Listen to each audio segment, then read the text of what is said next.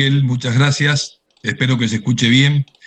Y me disculpo ya por la voz un tanto cansada, que viene de los años y hay veces que no me da para un aliento largo o un trecho o un tranco largo.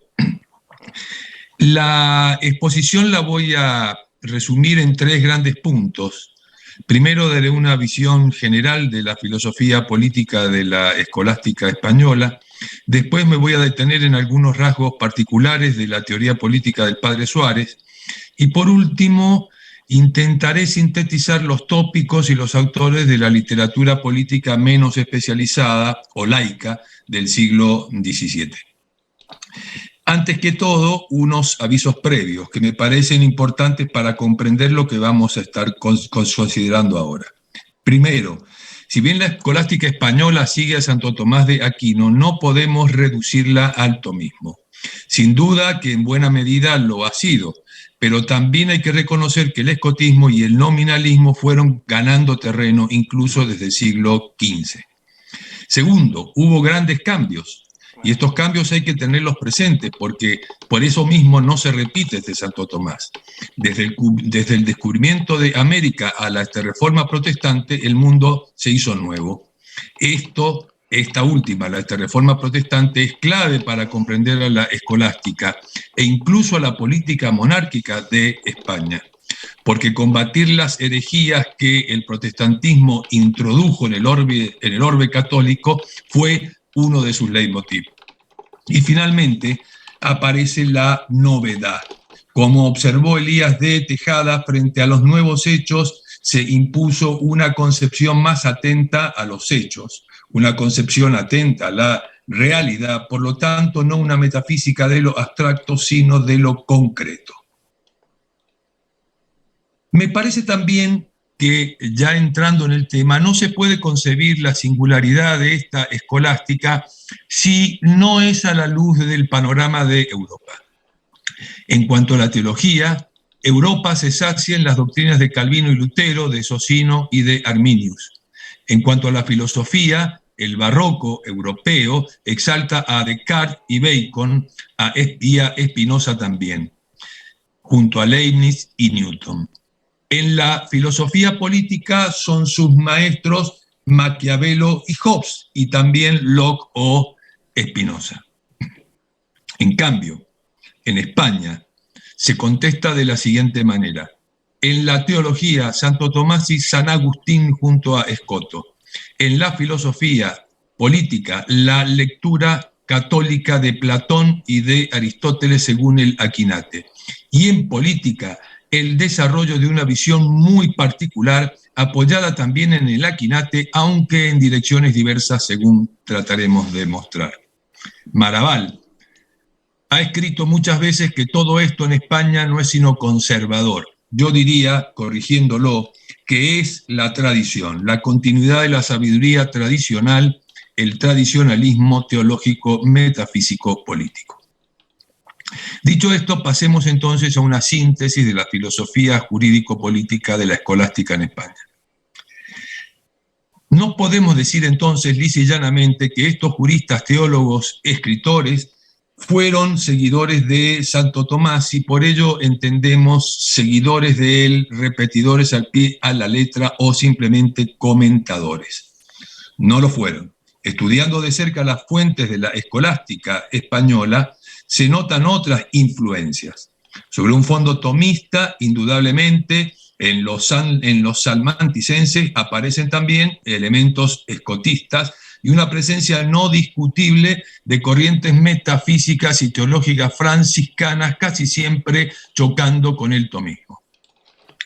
Se sabe que la Universidad de Alcalá, por introducción del mismísimo cardenal Cisneros, estaba ganada por los nominalistas. Se sabe también que el nominalismo fue influyente en la Universidad de Valencia. Y como última muestra, tenemos al padre Francisco Suárez, mente verdaderamente enciclopédica, al que no podemos llamar un tomista simpliciter, pues era un espíritu independiente, barroco en el carácter monumental de su intelectual producción. Hay en este tiempo desarrollos novedosos de temas que el Aquinate apenas consideró. Por ejemplo, el ius gentium, del que voy a tratar en un instante, pero también todas las doctrinas teológicas sobre el comercio, los negocios, las ideas de los derechos personales o subjetivos, las polémicas sobre la gracia y la naturaleza, sobre el libre albedrío, etcétera, etcétera. Y en filosofía política, el inicio de una corriente contractualista, si bien no naturalista. Veamos un primer tópico, naturaleza y gracia.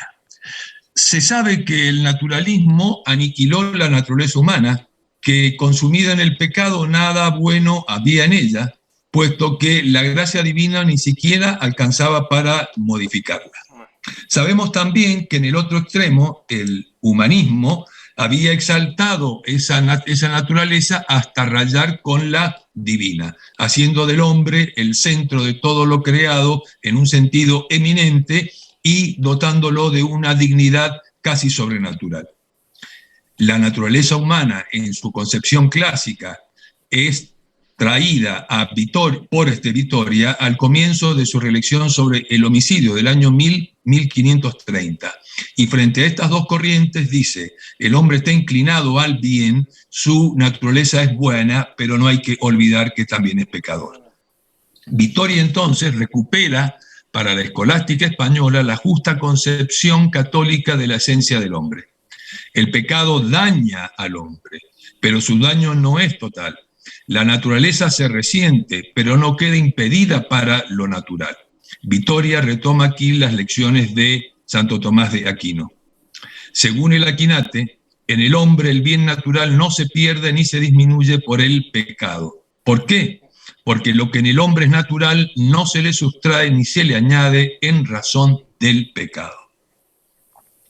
Se corrige entonces que existe una equilibrada relación entre la naturaleza y la gracia. Esta la expuso, entre otros, Domingo de Soto, en el volumen de Naturaleza y Gracia Libri 3 del año 1547, defendiendo contra Lutero el libre albedrío del hombre concebido como causa segunda. En este mismo contexto, habrá de recordarse la polémica de Auxilis, que tiene importancia hasta el día de hoy, en torno a la relación entre la gracia y la libertad del hombre, y de la que nace la famosa doctrina de la premoción física divina del Domingo Báñez, que no agrede la libertad del hombre, pero acuerda a la voluntad de Dios la eficacia irresistible de la gracia. Un segundo tópico, la ley natural y la comunidad política. También recobra la escolástica española la noción de ley natural como ley ética universal, aquella ley común a la naturaleza racional para superar así los compartimentos estancos que se impuso tras la paz de Augsburgo en 1555, la que, en aplicación del principio cuius regio religio, llevó a la nacionalización y a la estatización de la ley. Esta nacionalización de la ley, lejos de traer la paz, desató las más horrendas guerras, de modo tal que la ley natural se nos va presentando como el principio que permite establecer la rectitud moral y política más allá de la voluntad de los príncipes, de los estados e inclusive de los individuos, sujetándose los tres a la divina sabiduría. Vitoria, que fue el que primero la impulsó, extrajo de ello varias consecuencias. No solamente anclando las relaciones entre los estados en la ley que traza el orden natural, sino también fundando el orden de la convivencia política en la naturaleza misma, no en el convenio o en el consenso de los hombres, cosa que se está ya preanunciando en los años venideros con la doctrina de Grocio. Sin embargo, y este es un tercer punto, hay que rescatar o que resaltar el elemento volitivo en la concepción política de la segunda escolástica, porque el convenir los hombres lleva a la formación de la sociedad civil, como Vitoria dice, porque nadie es superior. Este principio de la no superioridad natural de un hombre sobre otro no significa para Vitoria que la comunidad política pueda ejercer por sí la potestad política, sino que debe encomendarla a uno o a muchos por medio de aquello que se conoce como pacto de sujeción, lo que da a entender respecto de la determinación de los gobiernos por parte de los hombres. Podría decirse, y esta es mi interpretación, que Vitoria es en este sentido clásico. Juega Dios el rol de la causa primera, eficiente, remota de la sociedad política por ser el autor de la naturaleza. Esta naturaleza sociable del hombre funge de causa eficiente próxima y finalmente la voluntad humana se nos presenta como la causa instrumental inmediata. Así, de esta manera se confirma la inteligencia clásica, según la cual no puede haber sociedad política sin autoridad, pues toda autoridad es exigida por la naturaleza misma de la sociedad política, pues sin autoridad la comunidad no puede llegar a su fin. Y en tanto esto, la autoridad viene del mismo Dios. Consiguientemente, el gobernante deviene ministro de la sociedad civil en la prosecución del bien común y ministro también de la sociedad eclesiástica. No obstante ello, Vitoria niega, y esto me parece importante, que haya dos potestades, una la del rey y otra la del pueblo. No es así. La autoridad de la república o del pueblo y la del rey son una sola, la de quien gobierna, porque no hay delegación del poder, no hay pacto traslaticio, el rey recibe su potestad directamente de Dios. Y el gobernante, en consecuencia, no es legivo absolutus, no está sujeto a las leyes del reino, puede el rey cambiarlas o dictar nuevas leyes, pero no se puede dispensar de su cumplimiento. Esto mismo que he dicho, si se entiende bien, matiza ese voluntarismo incipiente en Vitoria, incluso en De Soto. Frente a la doctrina moderna del poder soberano como un poder sobre la comunidad política y de carácter absoluto, la idea del acuerdo comunitario tiende a instalar al príncipe dentro de la comunidad política como su cabeza. Esto es lo que De Soto dice. O sea, el príncipe no está fuera, no puede ser legivo absoluto como en las teorías del absolutismo que están naciendo en estos momentos. El príncipe es superior a la comunidad política, pero no es ajeno a ella, de modo que no lo puede todo, no es absoluto, insisto.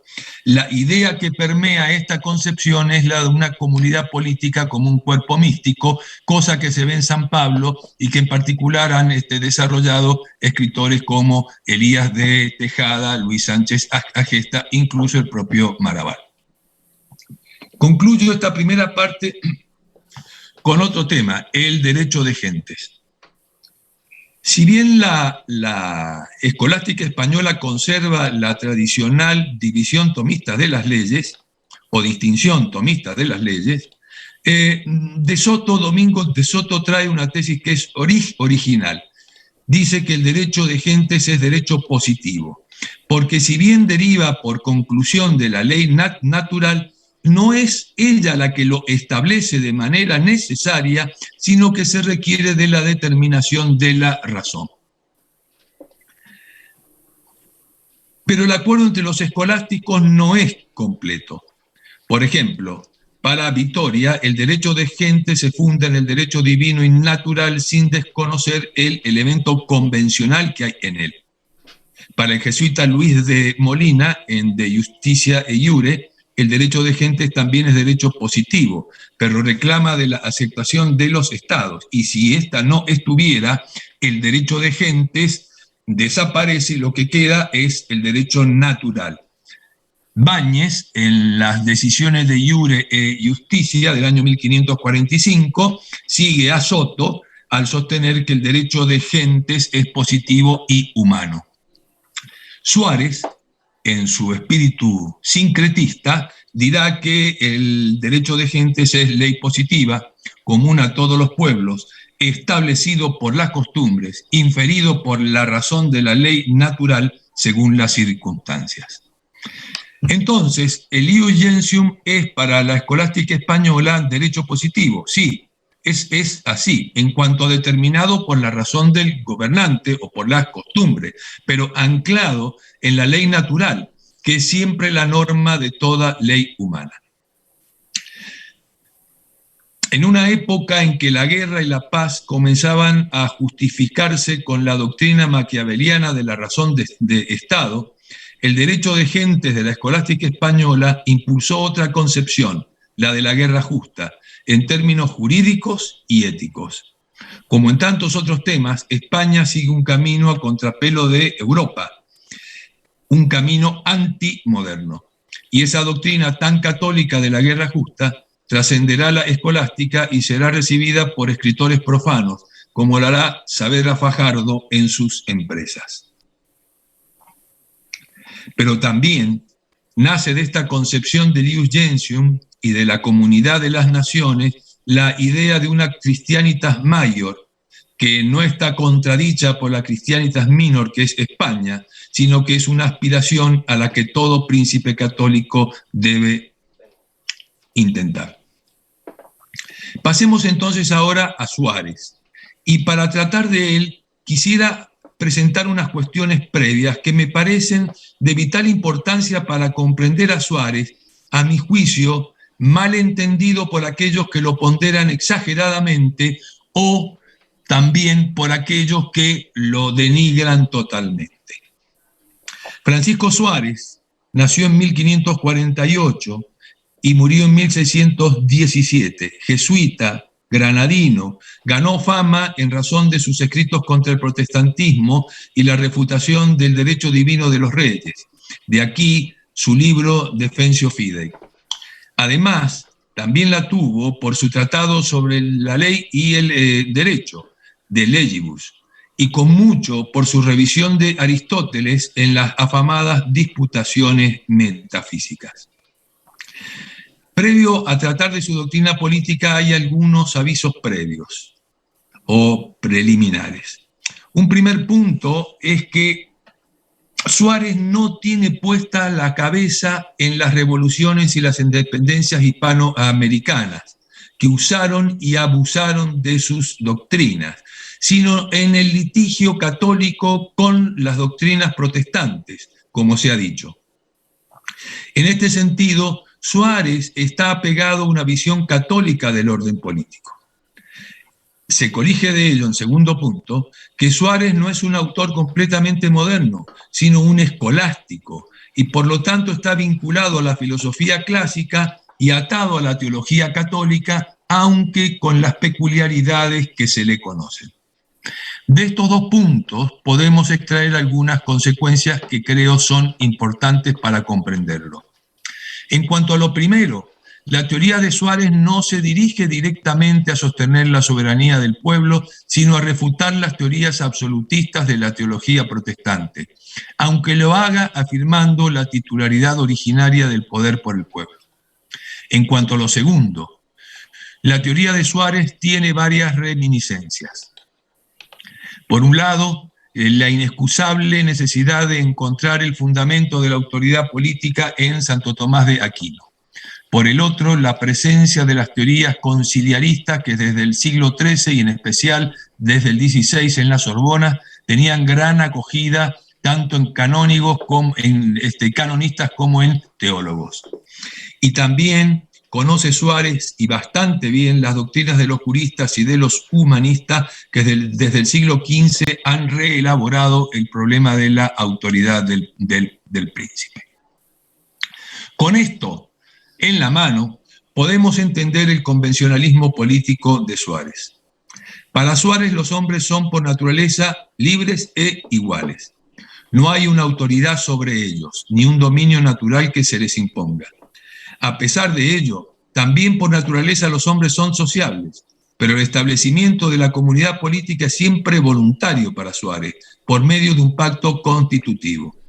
Siendo el poder necesario a toda comunidad política, axioma que se conoce desde Aristóteles, y no habiendo nadie designado por la naturaleza para ejercerlo, teoría típica de Suárez, se colige que el pueblo todo es el sujeto titular primario del poder político, que le viene directamente de Dios a él. singularidad también de Suárez.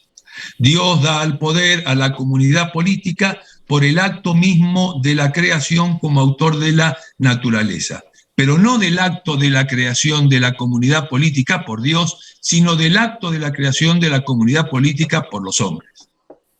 Aquí está la originalidad de Suárez. Pues sin desconocer que los maestros hispánicos habían visto, sin desconocer yo que los maestros hispánicos habían visto esa titularidad del poder en el pueblo, lo habían dicho de un modo generalmente vago y sin mucho soporte teológico político, mirando más al modo tradicional de constituirse el gobierno en España. Sin embargo, Suárez va más allá, interpretando de modo novedoso y erróneo a Santo Tomás de Aquino, valiéndose de los autores anteriores a él, recurriendo además a esa experiencia política de los reinos españoles, dará lugar a una doctrina singular que aúna el pacto traslaticio del poder al pacto constitutivo de la República. Me explico. Dice Suárez: el titular del poder político es la sociedad o comunidad misma de los hombres, el pueblo, que se constituye consensualmente a través de un pacto, el pacto social como pactum societatis. Y el establecimiento o recepción de la potestad civil deviene una consecuencia natural una vez constituido el sujeto, el pueblo, a quien Dios se lo concede. Cuando es recibida la potestad en el pueblo por un segundo pacto, el pacto traslaticio entendido como pactum subjectionis, este pueblo establece la forma de gobierno que se opera por la traslación del poder del pueblo hacia el gobernante. Suárez, observando los acontecimientos de Inglaterra, insiste en que la transferencia no importa una renuncia al poder por el pueblo. El pueblo conserva el poder, si no en acto, al menos in potencia, in nuce o in nuce, ya que a él le pertenece raigalmente, in habitu. Además, el pueblo, por el pacto de sujeción, limita o puede limitar la potestad del gobernante, que queda obligado a las condiciones del acto de transferencia que se le ha hecho, como en el vernáculo pactismo castellano o catalán. El poder que el pueblo retiene, sin embargo, no justifica la desobediencia. El pueblo no puede proclamarse libre de la autoridad constituida de acuerdo a su voluntad. Argumento que los contractualistas del siglo XVII en adelante van a usar reiteradas veces. Nadie puede ir contra su voluntad. Claro está que la condición de obediencia que pone Suárez es que no se convierte en tirano, en cuyo caso tiene el pueblo el derecho de defensa, de resistencia a la tiranía, incluso de dar muerte al tirano. En la ponencia que se ha publicado en la revista Verbo, he hecho mis observaciones a la doctrina de Suárez, no con el ánimo de criticarla, sino de mostrar sus inconsistencias, así que remito a quienes les interese a la publicación. Quiero entrar en la parte que a mí me pareció más enriquecedora, aunque sea mucho más dispersa y desordenada, que es la de los teóricos de la política durante el barroco. Esta es la última parte, antes de la conclusión. La filosofía política española durante este tiempo, e incluso antes, es fuertemente opuesta al naturalismo, no solo el de Maquiavelo, también el de los franciscanos como Marsilio de Padua o Guillermo de Oca. Miguel Ayuso lo ha escrito bien y da la razón de ello. Cito: en toda España se mantuvo la tradición de la filosofía cristiana, y digo, en la España peninsular y en la España americana. Fin de la cita. Típico del pensamiento político hispano desde el siglo XV es la defensa de la supremacía del poder espiritual sobre el temporal en asuntos de fe, que da lugar a lo que se conoce como la doctrina de la potestad indirecta de la Iglesia en los asuntos seculares.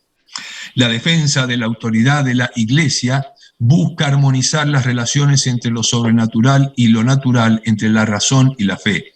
Por lo mismo, combate contra las doctrinas que desconocían la autoridad pontificia, como ocurre en Inglaterra con Jacobo I, o más exactamente, que es lo que la mayoría de los autores tienen en vista, reaccionan contra el uso político de la religión que se apreciaba en Europa y se discernía de las lecciones de Maquiavelo. El punto es de gran trascendencia. Correctamente, la potestad indirecta de la Iglesia es la fórmula que, apoyada en la distinción tradicional de las potestades y las autoridades, reconoce la primacía del fin espiritual sobre los temporales y es la piedra de toque en la limitación de las autoridades seculares. En el extremo conlleva, como dirá el padre Rivadeneira, la imposibilidad de una liga entre católicos y herejes, pues las herejías son la causa de las disensiones en toda república. Esto mismo es lo que afirmó el padre Mariana en De Regge y Suárez en el libro sexto de la Defensio Fidei. Y desde otro ángulo es también la lección del jesuita el padre Nirenberg. Conlleva esta posición, además de la defensa del Papa, de ahí las corrientes anticonciliaristas que estudiara Elías de Tejada, que fue predominante, no obstante las vicisitudes políticas que todos conocemos entre Madrid y Roma. Y también la defensa de la unidad católica como razón de ser, esto es la buena razón de Estado de la monarquía hispánica. Por lo tanto, es explícita la negativa a la libertad religiosa. El tema de la razón de Estado puede ser visto desde dos ángulos, el antimaquiavelismo y el tacitismo. Veamos la primera de las perspectivas. Aparece en esta época una nueva literatura que gira en torno a la crítica de la nueva política que emblemáticamente está expresada por Maquiavelo y sus secuaces, a los que se conocerán como los políticos, término que usa el padre Rivadeneira. El género del antimaquiavelismo, una renovación dentro del humanista norte de los príncipes, tiene como egregio representante al jesuita Pedro de Rivadeneira, nacido en 1562, muerto en 1611. El centro de los nuevos problemas está en la razón de Estado, el precepto de la política autónoma, de la religión y de la moral que el jesuita censura tanto en Maquiavelo como en Tácito. Religión y Estado no se contraponen como tampoco fuerza y razón. Hay para Rivadeneira una mala razón de Estado y una buena. La buena razón de Estado, que es la verdadera, tiene como remedio la conservación de la religión por el Estado, desde que Dios es el Señor de los Estados. La razón de Estado del maquiavelismo no solo es, por lo tanto, un error, sino constituye un perjuicio para los estados porque los arrastra hacia la tiranía. Profecía del padre de Rivadeneira que estamos viendo inclusive en el día de hoy. El político desplaza con su voluntad la divina providencia, vuelve autónoma su actividad y debilita el imperio. En la misma línea podemos ubicar a otros escritores de la época, Juan de Salazar en Política Española, y también el fraile Francisco Enríquez, que alegando en el pleito dirá, cito, otros monarcas toman la religión por estado de la conservación de sus monarquías, pero el católico hace de la monarquía estado de aumento de la religión. Fin de la cita. Y el padre Claudio Clemente acabará por dictar la sentencia. Maquiavelo ha de ser degollado, porque él y sus secuaces engañan al pueblo, falsean la religión, bastardean la libertad civil e introducen las